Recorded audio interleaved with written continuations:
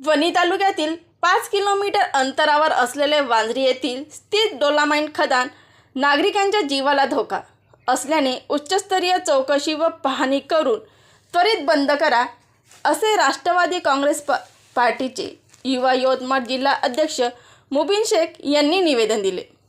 वणी तालुक्यातील 5 किलोमीटर वांजरी या गावामध्ये 2 डोलामाईट खदान आहे।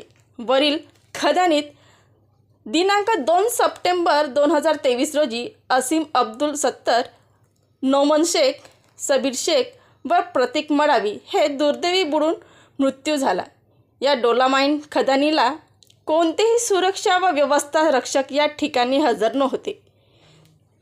त्या तिघांचा नाहक जीव जाऊन त्यांचे पालक हे निराधार झाले आहे। याबाबत डोलामाईट खदानीकरिता शासकीय परवानगीचे उल्लंघन करण्यात आले, नियमाबाह्य खोल खदान करण्यात आले व खदान मालकांनी कोणत्याही प्रकारची सूचना व फलक लावलेली नाही, त्यामुळे इथे जीवहानी होत आहे।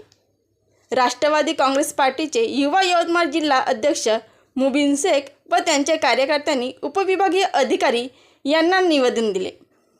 बिरसा संदेश न्यूज, महिला संपादक भारती पेंदोर, प्रतिनिधी राकेश ठाकरे।